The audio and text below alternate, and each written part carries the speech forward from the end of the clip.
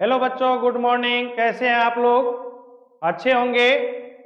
आज मैं आप लोगों के बीच पिछले क्लास में मैंने जहां तक पढ़ाया था उससे नेक्स्ट थ्योरी लेकर आया हूं।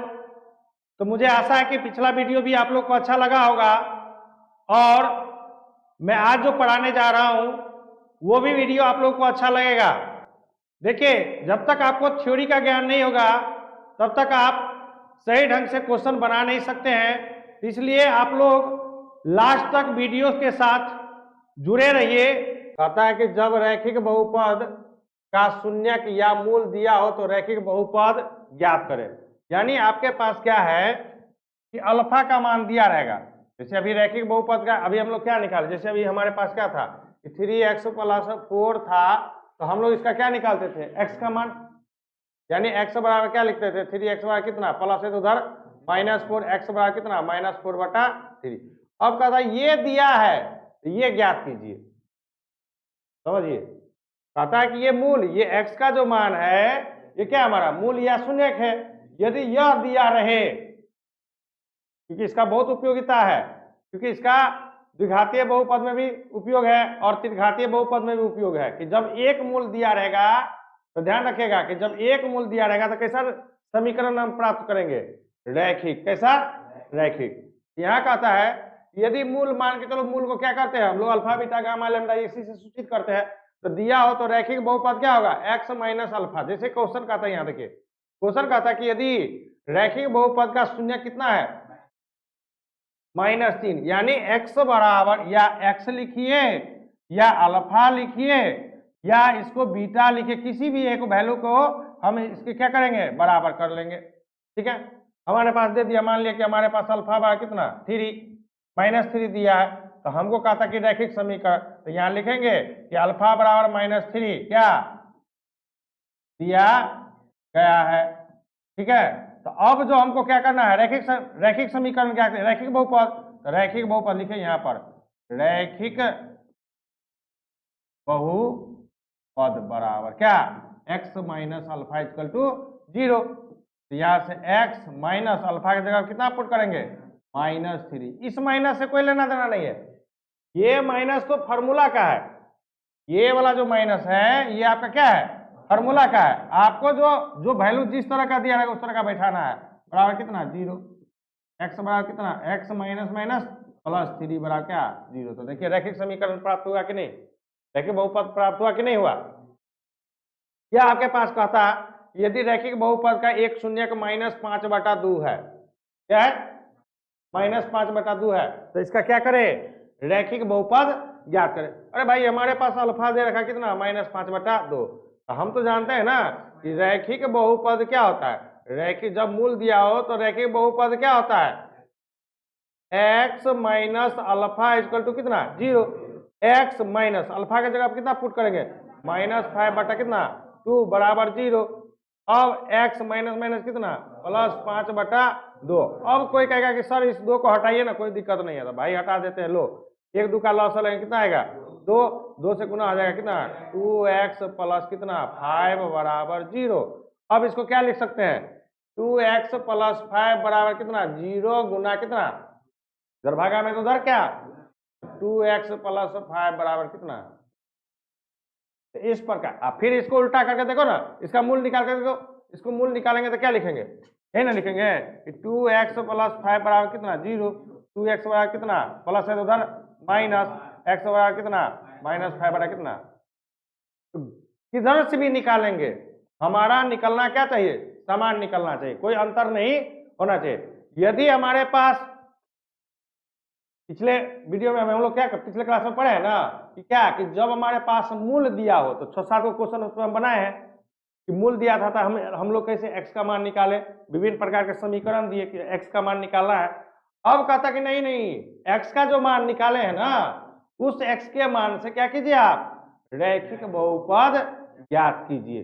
हम लोग रैखिक, हमारे पास क्वेश्चन जो दिया रहेगा हम लोग ये फार्मूला लगाएंगे, क्या, कौन सा फार्मूला, x - अल्फा बराबर 0 का फार्मूला लगा करके क्या करेंगे, हम लोग रैखिक बहुपद ज्ञात कर लेंगे। कोई दिक्कत, देखिए फिर कहता है उसी तरह का क्वेश्चन कहता है कि यदि रैखिक बहुपद का शून्यक -5/3 हो तो रैखिक बहुपद ज्ञात करें। अभी जस्ट बताए हैं, ठीक है ना।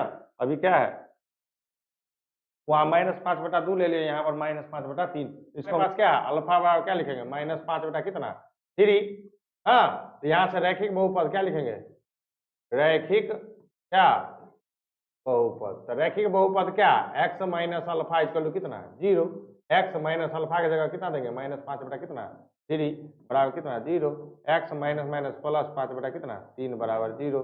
यहाँ से लॉसा लीजिए क्या 3x प्लस 5 बराबर कितना 0। 3x प्लस 5 बराबर कितना लिखेंगे 0 गुना 3x प्लस 5 बराबर कितना, यही रैखिक बहुपद हो गया। क्योंकि हमारे चर राशि पर घात कितना है 1, हमारा ये क्या हो गया रैखिक बहुपद। कोई दिक्कत है ना। चलिए अब मेन है, कहता है कि ये आपके एक्सरसाइज का मेन टॉपिक है, ये समझिएगा। इसी में इसका सारा कुछ समझना है। यहाँ पर इस पर क्वेश्चन रहता ही रहता है, एकदम फिक्स है, कोई किंतु परंतु वाली बात नहीं है। तो तुम लोग इस तरह शेर की तरह समझ लो। यहाँ पर किसके तरह, शेर की तरह। जैसे बाघ जात देखता ना, जंगल का राजा कौन होता है, उस तरह तुम लोग शेर बन जाओ कि किसी भी प्रकार का क्वेश्चन इसमें आवे, किसी भी, तो उस क्वेश्चन को हम लोग क्या कर सकते हैं, डील कर सकते हैं, हल कर सकते हैं। समझिए, तो कहता है कि द्विघातीय बहुपद। तो देखिए नाम से ही स्पष्ट है। देखिए द्वि मतलब क्या होता है, दो, घात का मतलब क्या बताएं, पावर जिसको इंग्लिश में कहते हैं, यानी चर राशि के ऊपर। तो कहता है कि वैसा बहुपद जिसमें चर राशि पर अधिकतम घात कितना होनी चाहिए, 2 होना चाहिए। अधिकतम घात कितना होना चाहिए, 2 होना चाहिए। तो उसे क्या कहते हैं हम लोग, द्विघातीय बहुपद कहते हैं। तो जैसे मान के चले, जैसे यहाँ पर हम लोग लिखते हैं, जैसे में लिखेंगे कि 3x² प्लस 5x प्लस 6, ये भी हमारा क्या है, क्यों, क्योंकि चर राशि पर अधिकतम घात कितना है, 2 है। हो सकता है केवल 3x² दिया रहे, ये भी हमारा द्विघातीय बहुपद है, क्योंकि चर राशि पर अधिकतम। अब पद कितना है उससे कोई लेना देना नहीं है, ऐसा भी दे सकता है 3x² माइनस 5, ये भी हमारा क्या है, द्विघातीय बहुपद है।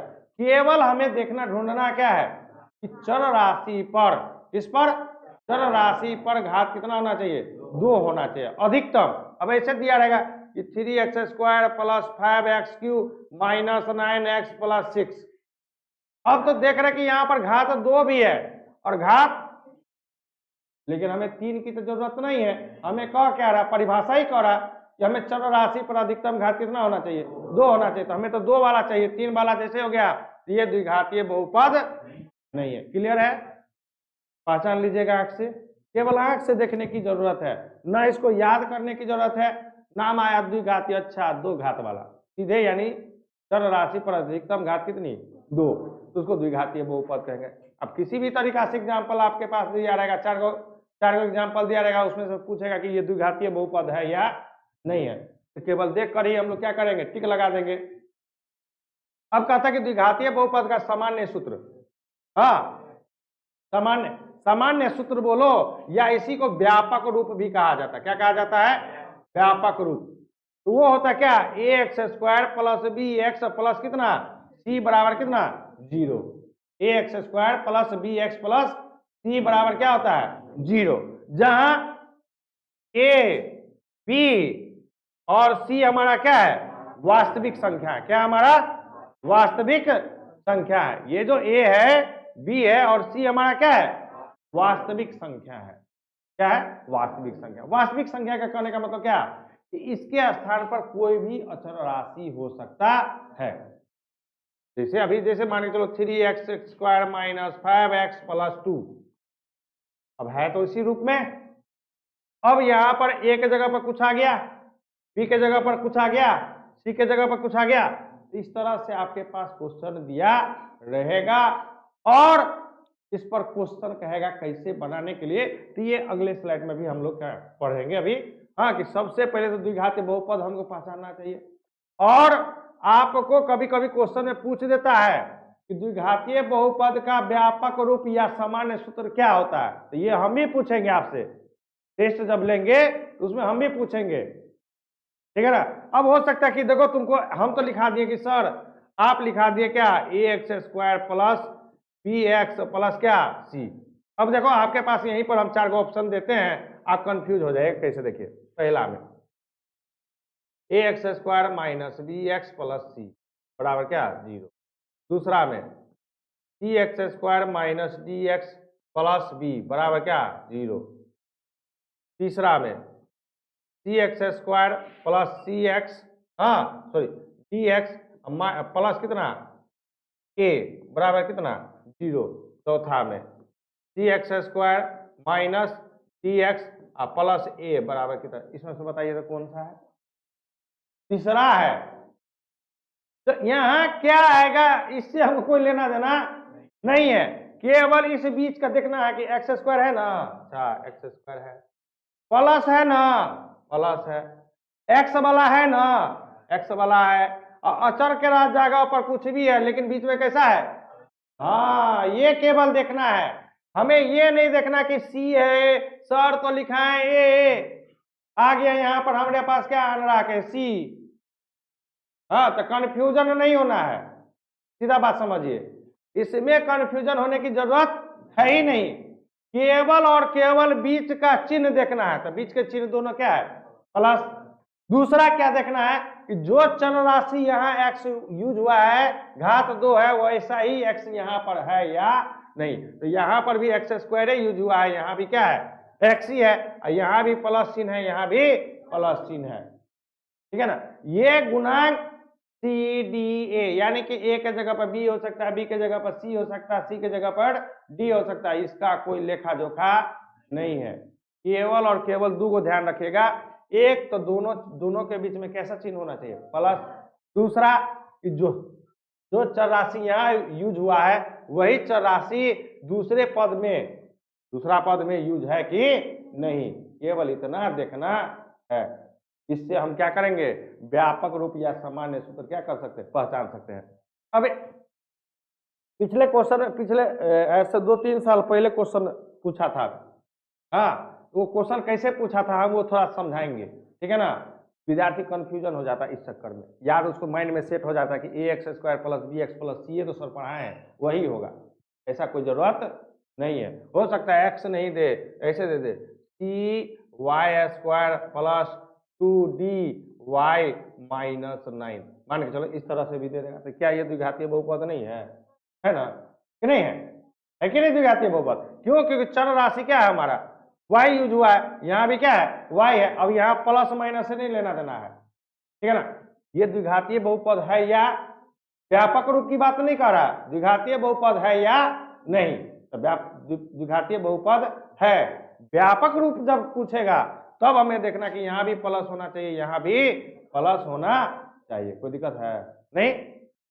यहाँ पर कंडीशन है क्या लिखा हुआ है ए नॉट इक्वल टू, क्यों ये यदि ए 0 के बराबर हो जाएगा तो पूरे टर्म में क्या हो जाएगा 0 हो जाएगा। मान के चलो ए यदि 0 हो जाए, देखो फॉर्मूला क्या है x square plus B x plus c बराबर कितना है 0। यदि ए कहीं 0 हो जाए तो इसको 0 इंटू कितना एक्स स्क्वायर प्लस क्या बी एक्स प्लस क्या सी बराबर 0, इधर पूरा टर्म क्या हो गया, तब तो हमारे पास क्या आ गया एक घन क्या समझ में आ गया ना। इसलिए ये हमारा 0 होना चाहिए। अब कहता है कि द्विघातीय बहुपद, कहता कि यदि द्विघातीय बहुपद दिया हो तो गुणनखंड ज्ञात करे, और गुणनखंड ज्ञात करके क्या करे मूल और शून्यक ज्ञात करे। तो सबसे पहले तो इस पे हाँ, तो पहला कहता है कि सबसे पहले, अब देखिए इस पर हम बनाने से पहले इसको थोड़ा सा हमको समझना पड़ेगा, समझना। अब जैसे देखिए ये हमारे पास क्वेश्चन दे रखा है, कहता है यदि द्विघातीय बहुपद 2x square minus 8x plus 6 है तो हाँ द्विघातीय बहुपद का क्या करें बहुपद का शून्यक ज्ञात करें। शून्य का मतलब जैसे अधिकतम घात कितना तो शून्यक भी क्या को निकलेगा तो कितनी है, यदि किसी भी यदि ऐसे दे देगा बोलेगा कि इसका इसमें शून्य की संख्या कितनी होगी अधिकतम घात तक, जो घात होता है वही उसमें उतनी शून्यक होती है। जितना घात उतना शून्यक, दिमाग में सेट कर लीजिए, जितना घात उतना शून्यक। तो अब इसका हम शून्य कैसे ज्ञात करेंगे? तो मान लीजिए शून्य ज्ञात करेंगे हम, ठीक है कोई बात नहीं। हमारे पास जो समीकरण दिया है, क्या दिया है? 2x² माइनस 8x प्लस 6 बराबर जी शून्य ज्ञात करने के लिए।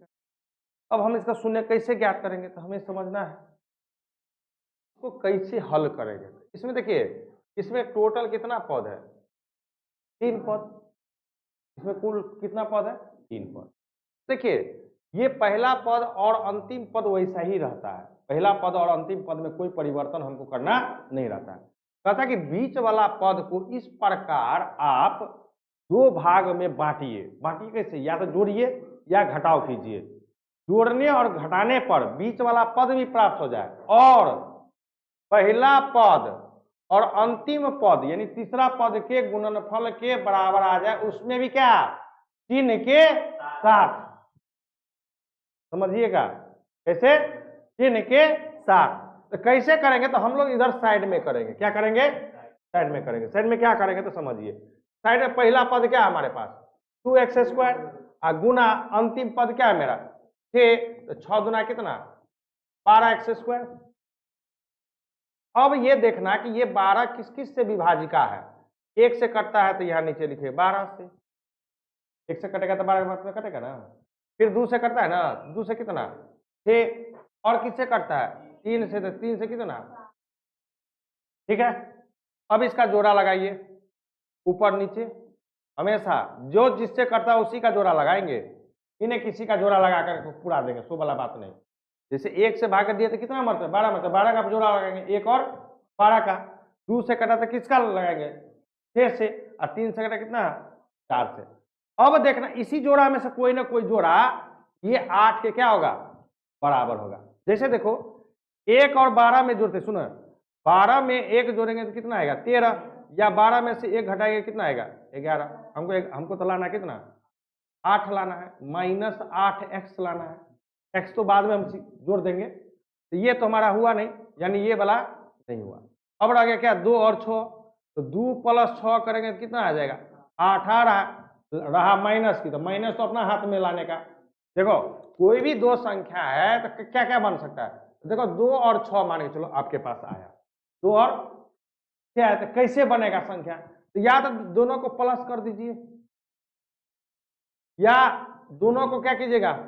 माइनस कीजिएगा। तो संख्या वही आएगा लेकिन चिन्ह क्या आएगा? अलग अलग। जैसे 2 प्लस या -2 और प्लस 6 कर रहे हैं दुइये को क्रिया, दुइये को संख्या के बीच में, दो संख्याओं के बीच में 4 क्रियाएं कर सकते हैं।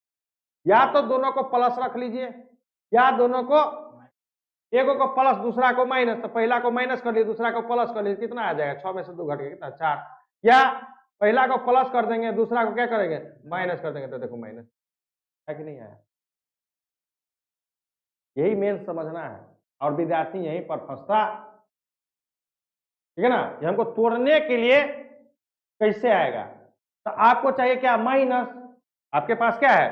-8 है। तो -8 वाला तो यही ना है, यानी इसको क्या लिखेंगे? 2x² इस -8x के बदला में। इस चिन्ह को छोड़ेंगे नहीं, इस चिन्ह को लेकर बनाएंगे। ध्यान रखिएगा इस चिन्ह को, इन्हें कि यहाँ पर माइनस दिया तो हम भी माइनस से देंगे। हाँ ये ध्यान रखिएगा। इस -8x के बदला में क्या लिखेंगे? -2x और माइनस कितना? 6x और प्लस में कितना? 6 बराबर कितना? कोई दिक्कत नहीं है। दुनिया का कोई भी क्वेश्चन बनाइए इस प्रकार से सब बनेगा। दुनिया का कोई भी क्वेश्चन बनाइए, अभी बहुत इसमें रूट वूट वाला सिखाएंगे अभी, ठीक है ना। अब देखिए अब हमारे पास कई गो टर्म हो गया, कई गो पद में हो गया? 1 2 3 1 4।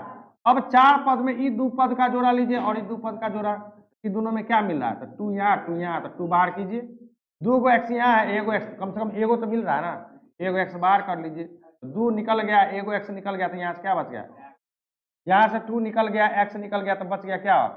कुछ नहीं बचा ना, 1। यहाँ क्या है? माइनस। तो जो चिन्ह यहाँ रहेगा तो माइनस देंगे, प्लस रहेगा तो प्लस देंगे, माइनस। अब इन दोनों में क्या मिल रहा है? 6 बाहर कर लीजिए, तो यहाँ से क्या बच गया एक्स। अब देखिए ध्यान रखिएगा कि जो चिन्ह यहाँ आएगा वही चिन्ह यहाँ पे, क्यों? क्योंकि यहाँ माइनस है, यहाँ प्लस है, तो प्लस माइनस माइनस, 6 निकल गया कितना बराबर कितना। अब देखिए ये x माइनस 1 यहाँ भी है, x माइनस 1 यहाँ भी है, इसमें से भी फिर क्या कीजिए आप कॉमन कर लीजिए, निकाल लीजिए बाहर। तो जब इस टर्म में से x माइनस 1 बाहर निकल गया तो यहाँ से क्या बच गया, और यहाँ से x माइनस 1 निकल गया तो यहाँ से क्या बच गया -6 बराबर कितना। अब तो हमको क्या करना है, मूल ज्ञात करना है। अभी तो हमको हमारे पास क्या आया, गुणनखंड आया, क्या आया। अब इन दोनों गुणनखंडों को बारी बारी से हम लोग क्या करेंगे, 0 के बराबर करेंगे। एक गुणनखंड को 0 के बराबर, फिर 2x माइनस 6 बराबर कितना 0, x बराबर कितना -1 है तो उधर +1, इधर 2x बराबर कितना माइनस है तो +6, x बराबर कितना 6/2 बराबर कितना 3, यानी यही अल्फा हुआ और यही बीटा हुआ। समझ में आया? कोई दिक्कत है? तो मूल निकल गया कि नहीं, दो अल्फा और बीटा। कोई दिक्कत है किसी को? नहीं। ऐसे तो हमारे पास जो भी 9वीं का विद्यार्थी है उनको हम ये सब पूरा सिखा दिए कि गुणनखंड कैसे निकालना है। अब इसी को हम लोग क्या किए हैं, शब्द में लिख दिए हैं। अब देखो शब्द में क्या लिखे, देखो कहता कि यदि द्विघात बहुपद दिया हो तो गुणनखंड ज्ञात करके मूल या शून्यक ज्ञात करे। तो हम देखो कैसे कैसे लिखे हैं वर्ड में। यदि मेरा विद्यार्थी यदि ये शब्द पढ़ के केवल स्टेप बाय स्टेप करेगा ना, वो सीख लेगा। देखो कैसे कहता कि सबसे पहले बहुपद को अवरोही क्रम में सजा लेंगे। अवरोही क्रम का मतलब, कहने का मतलब समझिए कि अवरोही क्रम का कहने का मतलब है, अवरोही क्रम का कहने का मतलब है यहाँ पर कि यदि आपके पास संख्या ऐसे समीकरण 3x + 4x² अब -9 दे दिया रहता, तो सबसे पहले हमको x² वाला लिखना है, हाँ, तब x वाला, तब अचर पद। इस रूप में आपको क्या करना है, सजा है। क्वेश्चन आप लोगों को, इसलिए हम बता रहे हैं। पहले क्या करना है, अवरोही क्रम में। अवरोही क्रम मतलब चर का घात घटते क्रम में। तो देखो तो यहाँ पर कितना है हमारे पास, और फिर कितना, एक है ना, एक है ना, और तब तो बाद में क्या है, अचर है, तो अचर में तो शून्य होता है। तीनों को पदे है, और तीनों को पद को पहले स्क्वायर वाला लिखेंगे, तब एक्स वाला लिखेंगे, तब अचर वाला लिखेंगे। ठीक है, तो पहला काम क्या है कि सबसे पहले बहुपद को क्या करेंगे, अवरोही क्रम में सजा लेंगे। ठीक है, अब कहता है दूसरा में कहता है कि अब पहला पद यानी वर्ग वाला, पहला पद मतलब वर्ग वाला, और अंतिम पद मतलब पद को आपस में क्या करेंगे, उसमें भी क्या, हम लोग तो वही ना किए, अभी जो क्वेश्चन पढ़े हैं हम लोग क्या किए, वही ना किए हैं कि चिन्ह के साथ गुना किए हैं। दूसरा है कि प्राप्त गुणनफल में अचर संख्या का विभाजिका ज्ञात करेंगे। अब देखिए ना क्वेश्चन में, देखिए हम लोग क्या किए, अभी हम लोग इसको गुना किए है कि नहीं है, गुना किए ना।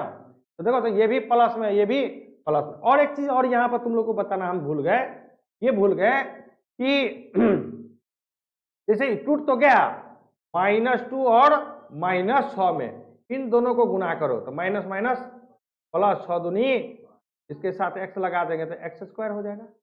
ये भी आना चाहिए इसके बराबर। यहाँ पर कोई चिन्ह नहीं तो कितना प्लस, यानी ये चिन्ह और ये चिन्ह भी मिलना चाहिए। ठीक है ना, तो वही चीज यहाँ। उसके बाद क्या कहा कि विभाजिका ज्ञात किए, तो विभाजिका हम लोग क्या कर रहे हैं, ज्ञात कर रहे हैं कि नहीं कर रहे हैं, विभाजिका ज्ञात करेंगे, ज्ञात हमने कर लिया। अब कहता कि मध्य पद को, मध्य मतलब पिछला पद को इस प्रकार बांटना है कि जोड़ने या घटाने पर मध्य पद भी प्राप्त हो जाए और बटे पद को आपस में गुना करने पर पहले पद और अंतिम पद के गुणनफल के बराबर हो जाए। उसमें भी क्या, चिन्ह के एक देखो।